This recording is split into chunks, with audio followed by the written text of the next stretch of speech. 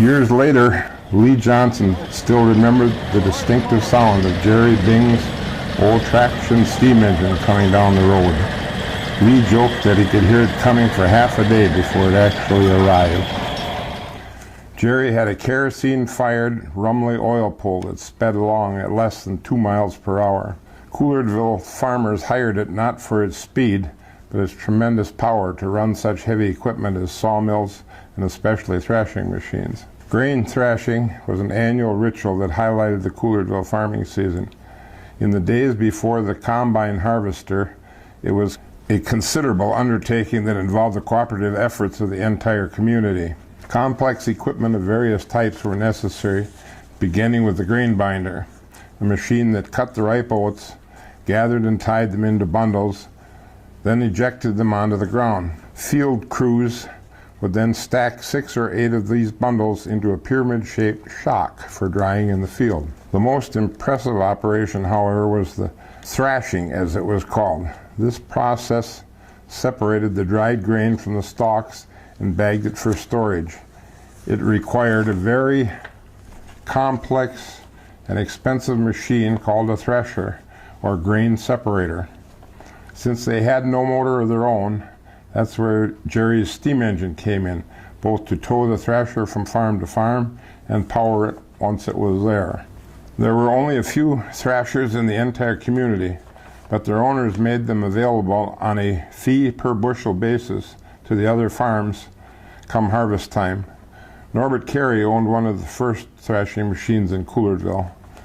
Gilbert Tommy, Peter Widdock, and Ed Delano later joined him. First, a word about thrashing machines for those too young to remember them. Essentially, a thrasher was a large metal box mounted on wheels. A tongue allowed it to be pulled between work locations. At the front was a conveyor belt that pulled the grain bundles into the working area of the machine where the binding twine was cut, the individual grain kernels beaten free, and the straw ejected. A blower moved the chaff, and the clean kernels were expelled into a hopper, where they were bagged, then taken to the granary. The thresher was belt-driven from the pulley of a steam engine, or later a large tractor. Thrashing took quite a large crew, perhaps 15 to 20 men and boys, depending on the size of the individual farm. In the field, there could be 4 pitchers loading the grain bundles onto wagons, another 4 drivers for the tractors or horse teams pulling the grain-filled wagons to the thrashing machine. At the machine, there were 2 more to help the drivers unload and feed the separator, 1 to operate the bagger, and perhaps another 4 to carry the bags into the granary. The owner of the thresher usually provided the tractor that towed and powered it, plus a couple men to operate and care for the equipment. If you've been counting, that comes to a crew of 18. A couple of more might be needed for larger crops, another pitcher and another bagman. So it's easy to see why any individual farmers depended on the cooperation of their neighbors come thrashing time. Generosity was repaid in kind when the thrashing machine moved on to the next farm. Some say the greatest lure for the volunteer workers were the fabulous meals the women and older girls would prepare to fuel the hard-working field crews. These huge meals, typically served as the midday dinner, always featured a vast array of foods in gargantuan quantities. Beef roasts, pork chops, sausages, chicken in every style, potatoes and gravy, an array of vegetables, and best of all, a bounty of pies and cakes for dessert.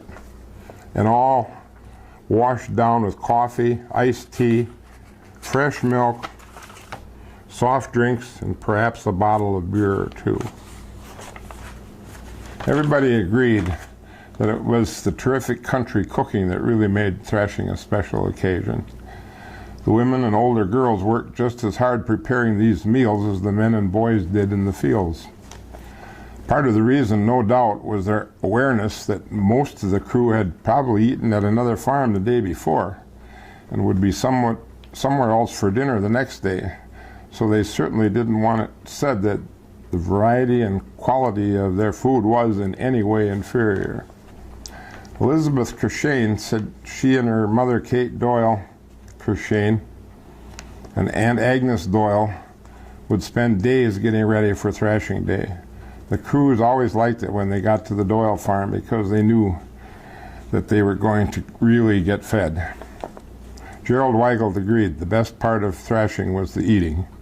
John Ide recalled thrashing down Highway J, where the first farm would have 2 kinds of pie, the next would have 3 kinds, the next would have 4. Perhaps Jody Tage Jr.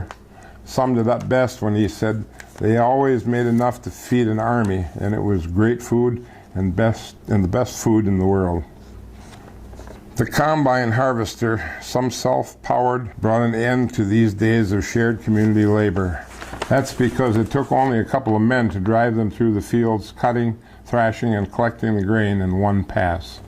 Still, years later, everyone who remembered those days said their greatest faction sprang from having contributed to a unique event that bonded the people of Couillardville into a true community.